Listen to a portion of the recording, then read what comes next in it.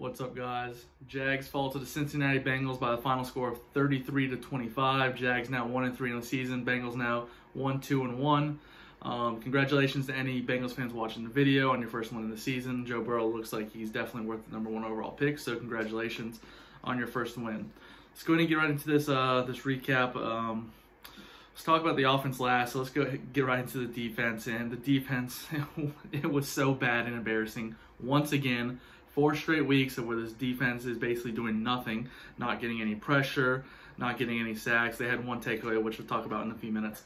But it's just continuing on, and it's just getting to the point, you know, as a fan, you're just sitting there and you're watching, and it's just, you're just shocked because they're not doing anything. They're not making no adjustments. Todd Wash isn't making no adjustments. Doug Marrone seems like he doesn't really care about talking to Todd Wash to make adjustments. So it's just getting frustrating and annoying. I mean, coming into the game, the Jaguars, the first 3 games, were doing decent at stopping the run. And this game, Joe Mixon ran all over us. He had 3 total touchdowns. I believe he had 2 receiving and 1 rushing. No, 2 rushing, 1 receiving, I believe. Yeah, that's what it was. So he had 3 touchdowns. He had over 100 yards rushing. He had a bunch of receiving yards too. So he was a main problem for the Jags defense. We didn't have an answer for it at all. It seemed like the first half, though, we were able to contain him in the running game, but the second half, he just went off on us. And there was a point where the Bengals ran 2 outside run plays the same exact time, and Chris Clayburgh took a bad angle both times, and Giovanni Bernard the first time got a bunch of yards, and then the second one was when Joe Mixon took it to the house. So just stuff like that is just irritating because, you know, I can understand if it happened once or twice, but it's not once or twice. It's consistent, and nothing's changing. And like I said, it's just frustrating. I mean, we're getting no pressure. Josh Allen got recorded a sack, and it was basically another pity sack. You know, I think after the game, it was like we had 0 sacks, but I guess they ended up giving Josh Allen one of the sacks when Joe Burrow was running to the line of scrimmage and basically, you know, fell down on the line of scrimmage, so they gave Josh Allen a sack. But that's not really a sack at all. We blitzed. I did notice we blitzed a little bit more than we usually do, so that's, you know, that's a plus, but still not enough because we're not getting any pressure even with the blitz. And when we're blitzing, we're only sending 5, not 6 or 7. It's just frustrating. I mean, Joe Burrow threw over 300 yards.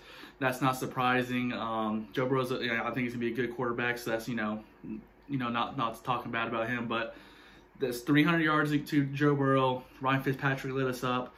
Ryan Tannehill lit us up. Phillip Rivers lit us up. And Deshaun Watson next week's probably going to put 30 to 40 points up on our defense because we can't stop anyone. The secondary is terrible. I mean, you look, C.J. Henderson has been, you know, pretty good, but also inconsistent at the same time. He left the game with a shoulder injury, so hopefully he can play this week, and that's really going to suck if he can't. You have DJ Hayden, who has not been inconsistent. He's been really inconsistent, but mostly bad because last year he was really good nickel corner. This year he's playing terrible, but he left on a cart, so that sucks. And then you also have Andrew Wingard, who is terrible, makes bad angles all the time, and then like when he makes 1 good play and 1 tackle, he like celebrates like he just won the game for us, and it's just getting ridiculous. Josh Jones, you know, he's doing his thing, I guess, you know, average, strong safety. And then you have Trey Herndon, who I think 90% of the time he's getting burnt or getting called for a flag. So it's just frustrating. The secondary is awful. I'm just basically ranting on. This isn't even like a recap at this point. It's just, you know, me talking about all the bad things we do on defense. I guess the one positive on defense is Myles Jack. Unfortunately, he left the game, which sucks. He had that nice interception in the end zone when he basically took the ball away from the tight end in the corner of the end zone. So that was awesome. And Myles Jack coming into this game was ranked as a pretty high linebacker, and this is probably the best Myles Jack's ever played since 2017, probably even better than 2017. He's playing at a Pro Bowl, All-Pro level, and now, you know, I believe he hurt his ankle, so you don't know how long he's going to be out, so that's frustrating that you probably lost your best defensive player and also your defensive captain. So we got a long road ahead of us, man, a long, long road with this defense, and you know, I'm one of those. I don't wish people to lose their job, but I really, Todd Wash needs to go. He should have went last year, should have went last week, the week before that. He needs to be gone because in 2017, even 2018, our defense was still good. 2018, we just didn't have the turnovers. He doesn't have the personnel. He doesn't have the, you know, the elite corners. He doesn't have good safeties. He doesn't have 3 good linebackers. He doesn't have 4 pass rush. You can just rush the passer with four guys, and you're going to get to the quarterback in seconds. No, he doesn't have that. The only pass rusher he has is Josh Allen, who hasn't been playing great. He's been getting double teamed. You only have like one good linebacker basically right now, Miles Jack. And the secondary is, besides C.J. Henderson, is very bad, and C.J. Henderson has been inconsistent. So it's getting to the point where I want to start seeing these rookies play. I want to see Josiah Scott, the rookie from Michigan, play. I like to see Sidney Jones, the former Philadelphia Eagle, just to see what they have. I don't want to see any more Chris Claybrooks. He sucks in the return game, like dropping the balls, and also in coverage. He's not very good, but unfortunately with injuries, he might end up playing. So we'll see also. I really don't know what else to talk about the defense besides how bad it is, and just we're not getting pressure, and we can't cover. It's just getting to a point where it's getting ridiculous. So that was a nice 5-minute rant about me still talking about how bad this defense is, but I'm going to stop talking before I get even more frustrated, because the game was yesterday, and when I went back and watched the highlights, I'm a loss of words about how bad this defense is, and it's probably going to be the worst in the league in my opinion. I think us and the Cowboys probably have the worst secondary in the league, and it's not even close. All right, so the offense I thought was, I'd say average, maybe a little bit above average. Minshew had very good moments in the game, but he also had some very questionable moments. He had a clean pocket a lot of times where he would run out and throw the ball away, or try to run, or try to make a play when he could have just stayed in the pocket for a longer time and made a play. He missed open guys. When he had a clean pocket, when he was running out, he missed. There was one time when he had Colin Johnson, who was wide open, probably like 20, 30 yards down the field.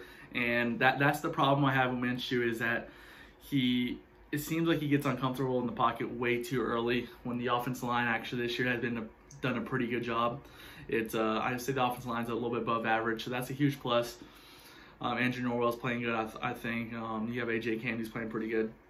So that's the main problem I have with Minshew, is that he's not staying in the pocket, and that's causing him to throw on the run, even though he's pretty good at throwing on the run, but he's not getting his feet settled, and he's becoming inaccurate with his passes. But other times when he was staying in the pocket, he was very, very good. DJ Chark had almost 100 yards, and he had 2 touchdowns. He had a good game. Keenan Cole, had a few catches. Laviska had a very good game in my opinion. He's continuing to prove that he probably should have been a first-round pick. Definitely might be the steal of the draft. Actually, I'm take that back. James Robinson is going to be the steal of the draft, but Laviska is definitely up there for consideration for steal of the draft, possibly getting him in the second round, because he can run the ball and catch the ball. So definitely, I like seeing him. Hopefully we can continue using him more and more. I know he did get hurt. I believe he did return, but we'll see. Hopefully he can go next week against the Texans. James Robinson, thought he had another good game, 100 all-purpose yards, caught the ball very well, ran the ball. He had a few nice runs that got called back for holding, and some of the holding calls were very questionable. So he continues to do very good, and continues to be in a top 10 running back in the league right now. So that's a huge plus, finding a guy undrafted, especially he's going to be cheap for the next 3 years. So that's a huge plus. Chris Conley had like 2 passes. He had like a one where he went like all the way down to like the 5-yard line. So he did okay, a lot better than last week with all the drops he had. But overall, yeah, the offense, I thought, they were a little bit above average. Definitely inconsistent. The first drive, Minshew threw the interception, which was, a poor decision on him, basically trying to force it, throwing like 5 yards in front of him, like 100 miles per hour, it seemed like. But other times, he's very accurate with the ball. And like I said, him standing in the pocket, he needs to stay in the pocket more, because he has time, but he likes to move out and tries to extend plays, which, it can be good, but most of the time it's not good when you have a clean pocket. Stay in the pocket, make your throws. And also his arm strength is definitely a question mark, hitting the receivers deep downfield. But yeah, we'll see. Hopefully he continues to get better and better. He has 8 touchdowns on the year and 4 interceptions. And now that was actually Minshew's 16th start, so basically 1 whole year, and he is 7 wins, 9 losses as a starter. I believe, 28 touchdowns and 8 interceptions. So not too bad. Definitely could be a little bit better, but for basically rookie, basically it's great stats, and there's definitely a lot of room for improvement, and also a lot of room to learn and grow and continue to get better. So we'll see. I mean, people talk about Trevor Lawrence and stuff like that. I don't think the Jags are going to be picking top 5. I mean, they might, but there's a lot of bad teams. You got the Jets, the Giants, Jags you can put in there. You got the Falcons. Texans are 0-4, who we play next week. There, I mean, even though Texans won't draft Trevor Lawrence, there's a lot of bad teams, so we might not be picking top 5, but we do have draft capital. But we still have we still have 12 more games to watch, and we get to see what Minshew's made of. If he's worth keeping around, or if we got to go out there and trade and get a quarterback, or if we do have the #1 pick, if we do get a quarterback. So yeah, Texans next Sunday, definitely probably going to lose that game with the way their defense plays. Been playing, offense scoring like 25 points a game, 24.9, so basically 25. That's good enough to be 2-2 in my opinion, possibly 3-1. So defense doesn't need to be good. Defense needs to be okay. Just okay. I know I keep rambling on about how bad this defense is, but it doesn't need to be great. People talk about, oh, this elite defense in 2017, 2018, blah, blah, blah, blah. We need to get back to that. We don't need to get back to that. We just need to be okay. Like just, middle of the pack, 19, 20 range, 21. Because at that point, you're able to make some stops. And look at Kansas City last year. They were, in the beginning of the year, they weren't that good, but they were winning. They kept winning. They were winning consistently. And they're still making plays on defense. So, we need to see more pass rush. I don't know if we need to either trade for someone or sign someone off the streets, free agents. I don't know if there's any big free agents out, but I know we have the draft capital and a few players that we probably can trade away to acquire some better players, which we'll see what happens. If we go 1-4, I assume that we probably won't be doing that. And if we do fire Doug Marrone or Todd Wash, it would be during the bye week, in my opinion, because that way he gives the new coach an extra week to prepare and get the players ready of how he wants to get going. So yeah, I know I rambled on about a bunch of random stuff and only talked about the offense a little bit, but there wasn't much to say about them. It was basically just me ranting about the defense, of how bad the defense was. So yeah, I'll put my preview video out for the Texans probably either Thursday or Friday, and then obviously Sunday or Monday will be my recap for the Texans and Jags. So yeah, thanks for watching. Please subscribe and go Jags.